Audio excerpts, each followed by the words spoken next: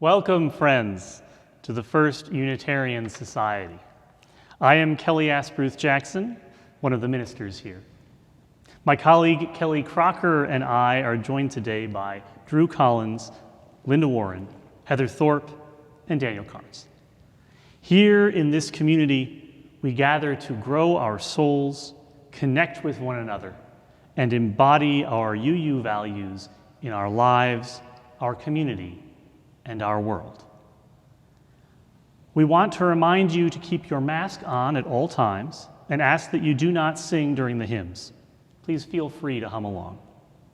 Immediately following the postlude, we ask you to help us keep everyone as safe as possible by not lingering here in the atrium or the building. You are welcome and invited to socialize outside.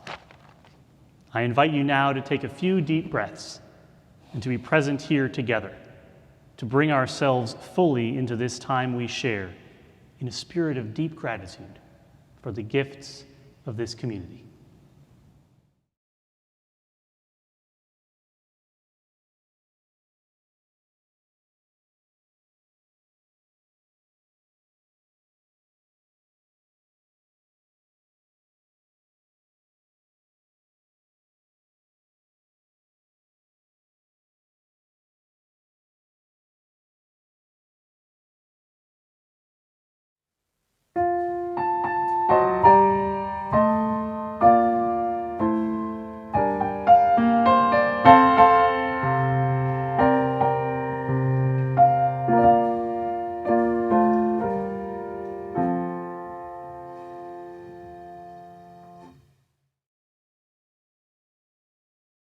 Whatever you have come in anticipating, whatever you expect or worry for our world, for the future, for our lives, let it go.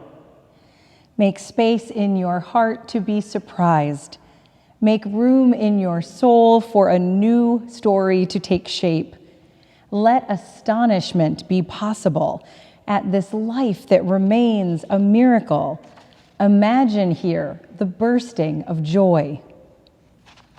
Relentless and resilient, coming in waves, washing over us with music and story, silence and still, this dreaming together.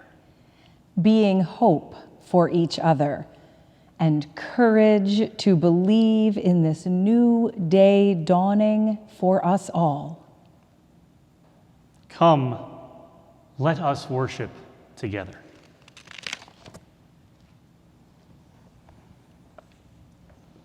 And now I invite you, if you would like, to light a chalice or candle in your own home and to join me in these words for the chalice lighting. May this flame cast its light toward the coming days, reminding us that the future is not simply a place we are going, but a place we are creating. The path of new possibilities will not be found, but made. A new world is waiting to be built. May our time together light the way. This little light of mine, I'm gonna let it shine, let it shine, let it shine, let it shine.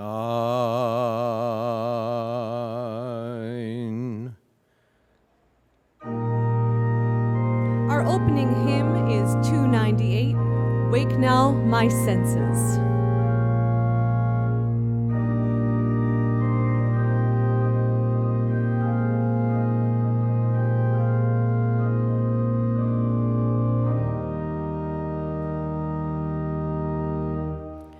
Wake now my senses and hear the earth call.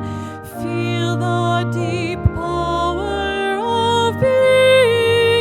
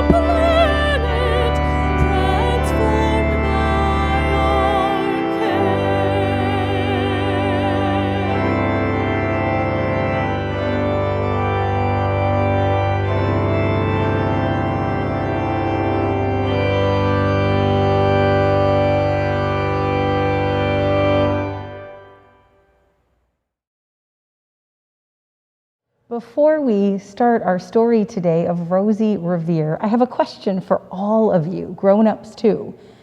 How many of you have ever felt like you did something that failed? Raise your hand if that's true. Ooh, pretty much everybody. Now, second question. Raise your hand if you let that failure or that sense of not doing it right stop you. No one. That's our story today about Rosie Revere. We'll see what happens. This is the story of Rosie Revere, who dreamed of becoming a great engineer. In Lila Greer's classroom at Blue River Creek, young Rosie sat shyly, not daring to speak. But when no one saw her, she peeked in the trash for treasures to add to her engineer's stash. And late at night, Rosie rolled up her sleeves and built in her hideaway under the eaves. Alone in the attic, the moon high above, dear Rosie made gadgets and gizmos she loved. And when she grew sleepy, she hid her machines far under the bed where they'd never be seen. When Rosie was young, she had not been so shy. She worked with her hair swooping over one eye and made fine inventions for uncles and aunts, a hot dog dispenser and helium pants. The uncle she loved most was zookeeper Fred. She made him a hat to keep snakes off his head from parts of a fan and some cheddar cheese spray, which everyone knows keeps the pythons away. And when it was finished, young Rosie was proud, but Fred slapped his knee and he chuckled out loud. He laughed till he wheezed and his eyes filled with tears, all to the horror of Rosie Revere, who stood there embarrassed, perplexed, and dismayed. She looked at the cheese hat and then looked away. "I love it," Fred hooted. "Oh, truly I do." But Rosie Revere knew that could not be true. She stuck the cheese hat on the back of her shelf and after that day kept her dreams to herself. And that's how it went until one autumn day, her oldest relation showed up for a stay. Her great-great-aunt Rose was a true dynamo who'd worked building airplanes a long time ago. She told Rosie tales of the things she had done and goals she had checked off her list one by one. She gave a sad smile as she looked to the sky. "The only thrill left on my list is to fly. But time never lingers as long as it seems. I'll chalk that one up to an old lady's dreams." That night, as Rosie lay wide-eyed in bed, a daring idea crept into her head. Could she build a gizmo to help her aunt fly? She looked at the cheese hat and said, "No, not I." But questions are tricky, and some hold on tight, and this one kept Rosie awake through the night. So when dawn approached and red streaks lit the sky, young Rosie knew just how to make her aunt fly.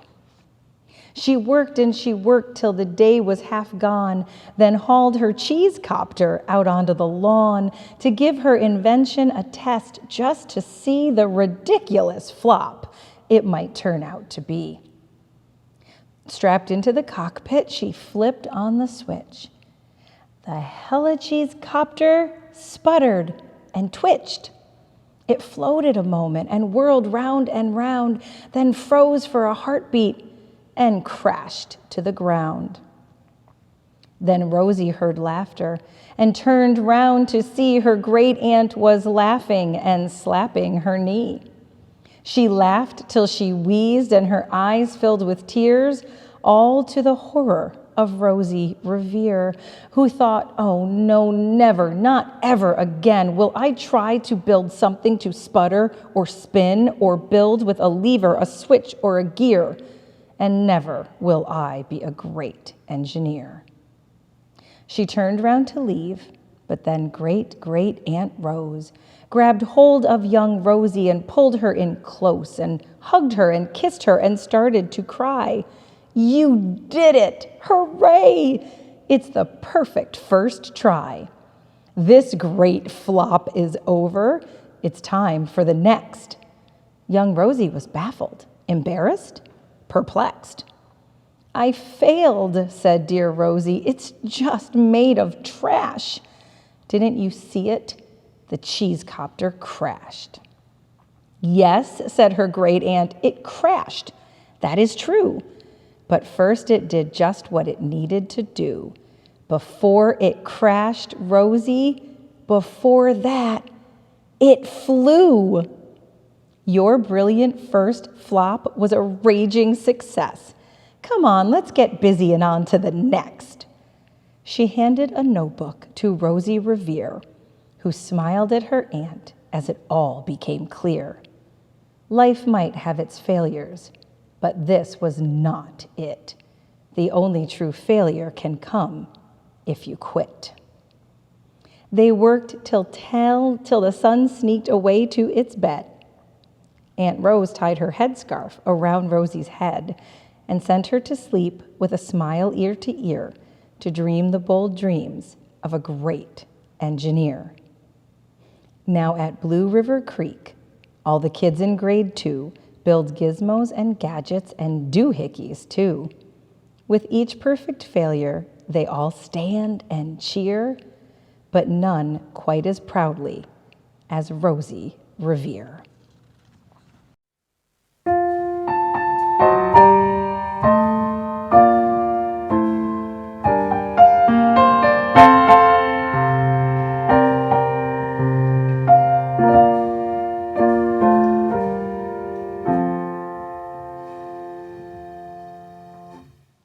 I invite you now into this time of giving and receiving, where we give freely and generously to this offering which sustains and strengthens our community here, and also our outreach offering recipient, who this week is the United Muslim Resettlement Council, a newly formed alliance of masjids and other Islamic organizations in Wisconsin working to assist refugees newly arrived from Afghanistan.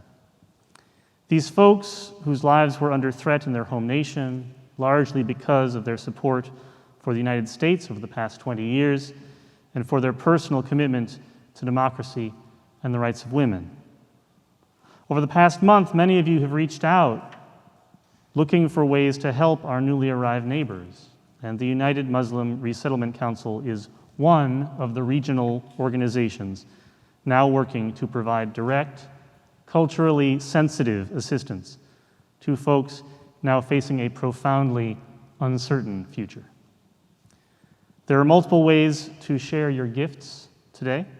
Baskets at the door for your gifts on your way out of the service, or as you will see on the screen, that you can donate directly from our website, fusmadison.org. And you will see also our text to give information there as well. We thank you for your generosity and your faith in this life we create together.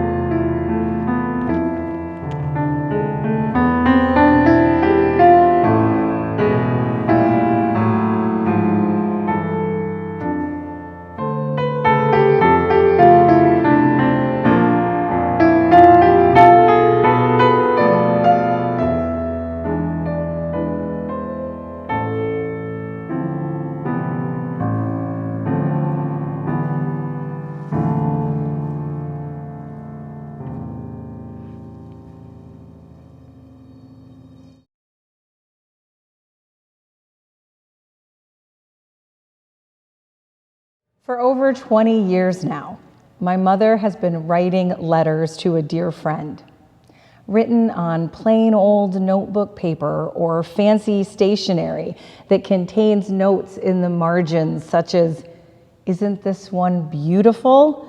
I knew I had to save it and send it to you." These letters have become their ritual of connection, their way of staying engaged in one another's lives, the place where they share both the daily happenings and also where they mark the larger moments of great significance, moments of joy and times of loss. When I began to reflect on the growing edge and the words of the civil rights leader and theologian Howard Thurman in preparation for today's reflections, I realized that what I really wanted to do, needed to do maybe, was write you all a letter. So here it is.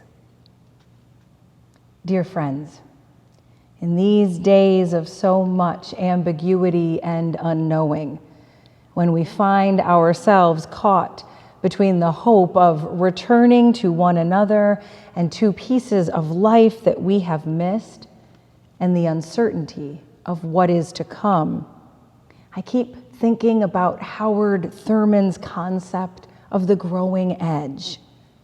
Do you know this one? Look well to the growing edge, he says. All around us, worlds are dying and new worlds are being born. All around us, life is dying and life is being born. The fruit ripens on the tree. The roots are silently at work in the darkness of the earth against a time when there shall be new leaves, fresh blossoms, green fruit. Such is the growing edge. It is the extra breath from the exhausted lung, the one more thing to try when all else has failed, the upward reach of life when weariness closes in upon all endeavor.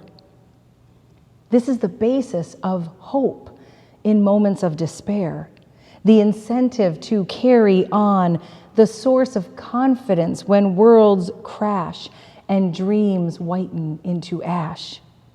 We would do well then to look to the growing edge.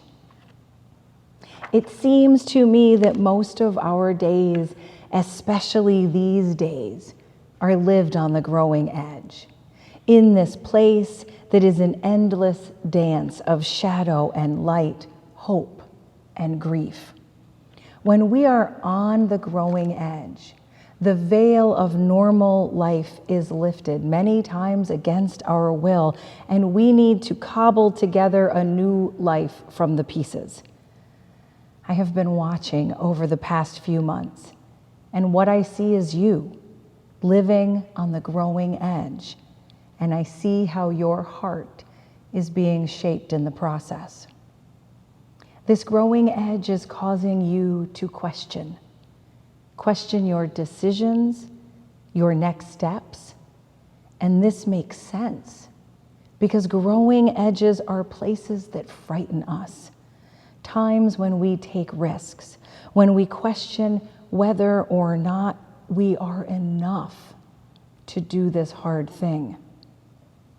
This is not a comfortable place. Yet Thurman asks us to have courage because growth is happening whether we see it or not. I have seen you find strength you didn't know you had. I've seen you hold a belief fiercer than you ever could have imagined. And I've seen you discover a love deeper than you had ever known. Growing edges can be places of despair, and yet they hold so much possibility for new life. Did I ever tell you about the teacher I had in college who used to yell from the front of the room, "Ask what's possible, not what's wrong"? Dr. Tancredi was his name, and if you knew him, you wouldn't forget him either. This was an abnormal psychology class, and we entered each day expecting to learn how to diagnose and treat ailments of all sorts. He would tell us a story about a person and their struggles, and we were to talk through how we would treat them. Out would come the DSM-4, and we would begin looking up all the names we would use to describe what was wrong. After we did this, he would yell. And now, you have a person in front of you who did not come to see you for a diagnosis. They came to you for hope. If you just tell them what's wrong, you leave them in despair. Work with them to discover what is possible, and you give them new life. Anyone can tell them what's wrong. I haven't thought about him and that question in years, and I suddenly appreciate his reframe more than ever. It would be a good conversation to have the next time we talk. What is it that seems possible for you? Where are you finding hope? Tell me that. We already have a list of so many things that are wrong. In fact, we have long lists of all that is wrong in the larger world as well. I just listened to Krista Tippett interview the Zen priest, Reverend Angel Kyoto Williams. And in that interview, she said, there is something dying in our society, in our culture, and there's something dying in us individually. And what is dying, I think, is the willingness to be in denial. And that is extraordinary. It's always been happening. And when it happens in enough of us, in a short enough period of time at the same time, then you have a tipping point, and the culture begins to shift. It begins when we all realize that we have to face it. We have to see it all. We cannot have a healed society, she said. We cannot have change. We cannot have justice if we do not reclaim and repair the human spirit. We need to come to a deep knowing of who we are. That is how you bring down the systems of oppression.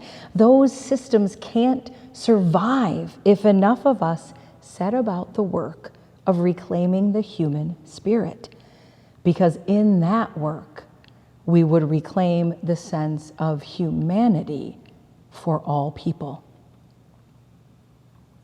A deep knowing of who we are is the beginning of how we heal our world.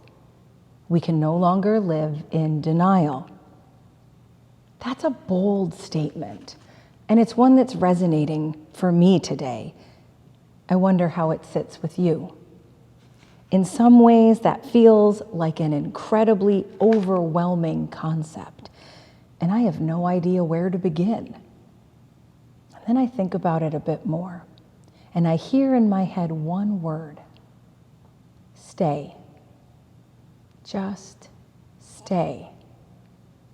Stay here with me in this uncomfortable place as we try to uncover who we are.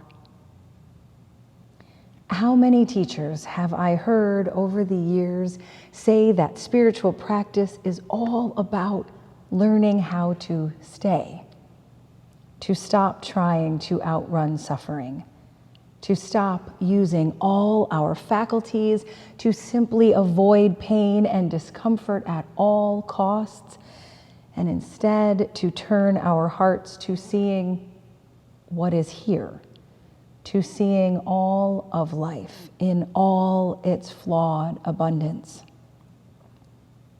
What a frightening idea.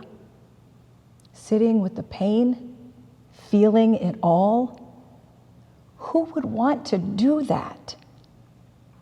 And yet I know, and you do too, that the fear we don't acknowledge is still there. waiting for a moment to appear. And when it does, it can make us small, can make us shrink, can block the excitement of a new thing, can keep us from uncovering deep gladness. What kind of transformation might await us if we stop trying to outrun suffering and instead learn how to stay?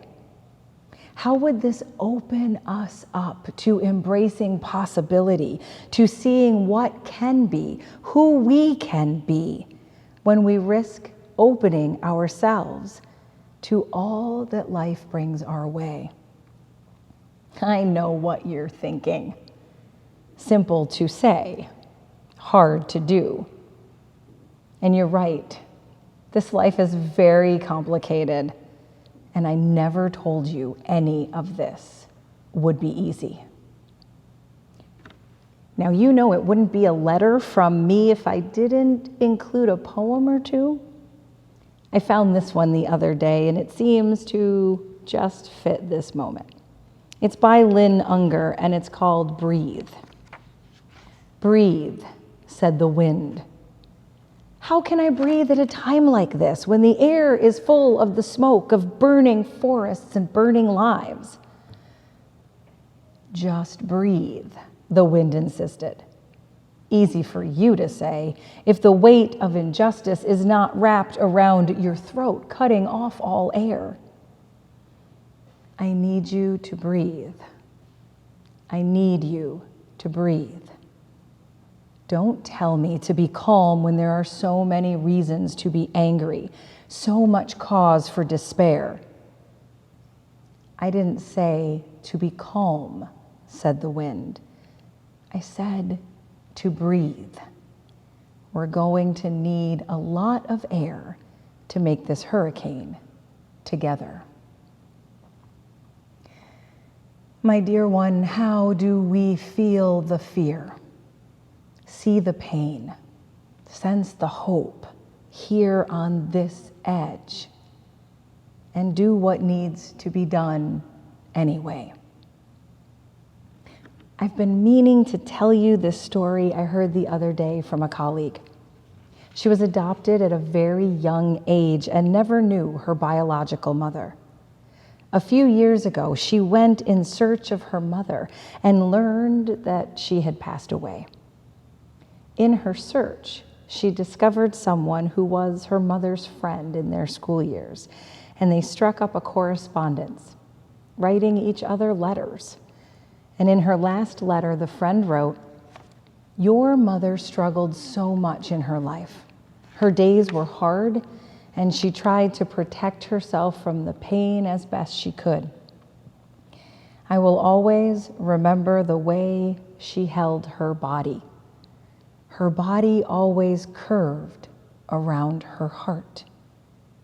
She was literally protecting her heart from anything that could come her way. It kept her safe in some way, but it kept her turned away. It kept her closed. What I hope for you is that you learn how to unfurl, that you will open, not curved around your heart, but taking the risk to open, to be vulnerable, not knowing what is to come, but to learn to greet it with open arms." As I write you this letter, I find that I am seeing your faces in my mind. I realize how much for me the strength I need to do this work, to live on the growing edge, uncovering who I am, is grounded in knowing that I belong. I belong here with all of you, and you do too. We gather certain of only one thing, that we are human, knowing we contain multitudes and contradictions, complex beings with the power to harm and to heal, with a fierce belief in the magic that can happen when we come together. It's a mix of forgiveness, love, wonder, and a whole lot of grace. It doesn't always make sense. It doesn't always work. We stumble, we come back together again with all the courage we can muster. The creation of community is really a remarkable thing, isn't it? A place where we are welcomed in with all our flawed abundance and held in love as we work at being human, at finding our growing edge, where others will support us in the face of what scares us and will remind us again and again that we are not alone. This is getting quite long for a letter, and I promise I'm going to wrap it up soon. One more poem, though, before I do. This one is from David White. Start close in. Don't take the second step or the third. Start with the first thing, close in, the step you don't want to take. Start with the ground you know, the pale ground beneath your feet, your own way to begin the conversation. Start with your own question. Give up on other people's questions. Don't let them smother something simple. To hear another's voice, follow your own voice.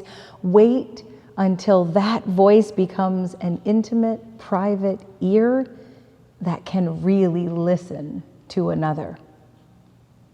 Start right now. Take a small step, a step you call your own. Don't follow someone else's heroics. Be humble and focused. Start close in. Don't mistake that other for your own. Start close in. Don't take the second step or the third. Start with the first thing, close in, the step you don't want to take. So in the days ahead, when the shadows are strong and you question whether or not you can continue on this path of uncovering who you are, of living on your growing edge, facing the fear and learning to stay. Just stay. Start close in. Don't think too far down that road. Listen for your own voice and take one small step. And remember, dear friend, that here you belong. Here we know that you are heartbreak and joy. You are tragedy and triumph. You are grit and grace. And you are enough. You carry the stars and the galaxies within you. Rest. Breathe. Hold your people close. And remember, whatever comes, you are and always will be so very much enough. All my love, always.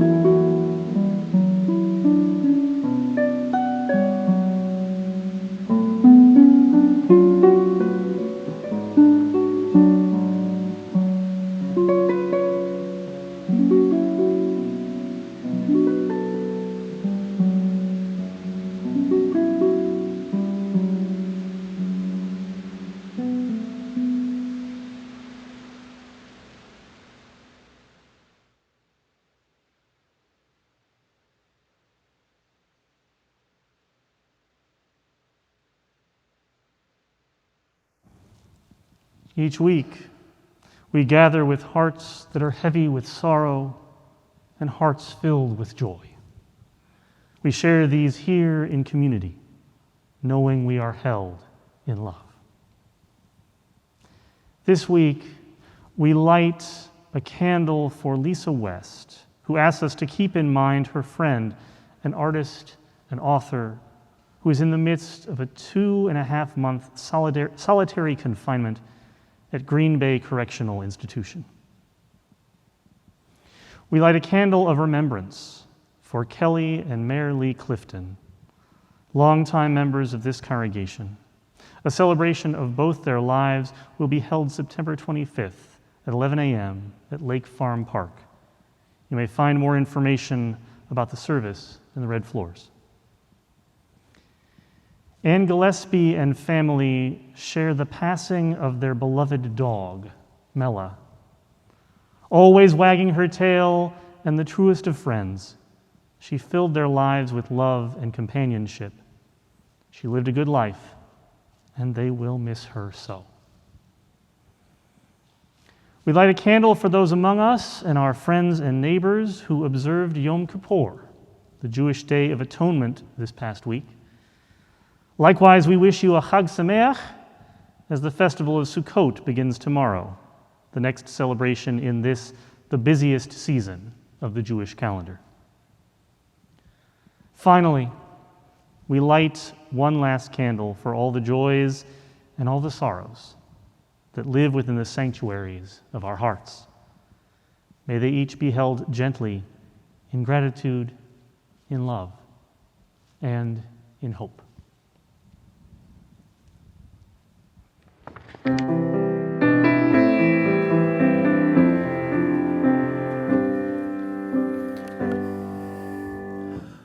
There is a love holding us. There is a love holding all that we love. There is a love holding all. We rest in this love.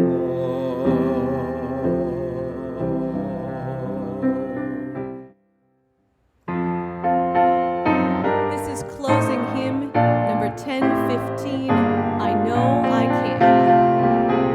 We will be singing verses 1, 2, and 4. The days be dark with storms,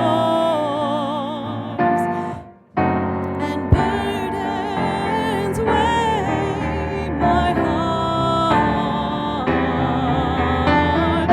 Though troubles wait at every turn, I know I can go on. When sorrow heals my soul,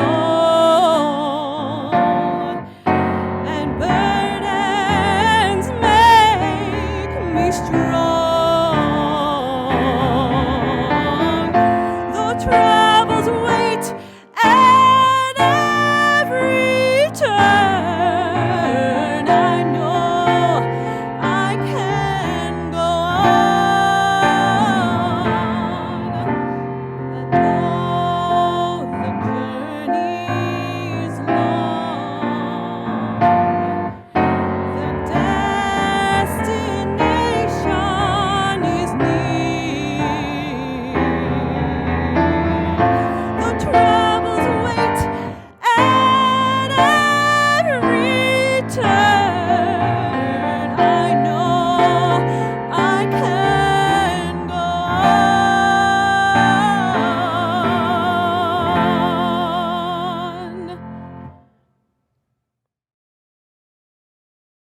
As so much closed, we were opened. Normal was taken, but it was also turned inside out. Very little is inevitable, most of it is a choice. This is what we have learned. So now the question comes, do we really want to go back? We can weave a new world, friends. The straw can be spun into gold. A door has swung wide with possibility trying to pull us through. So may today mark our first step, and may it be one we take side by side. Blessed be, and go in peace.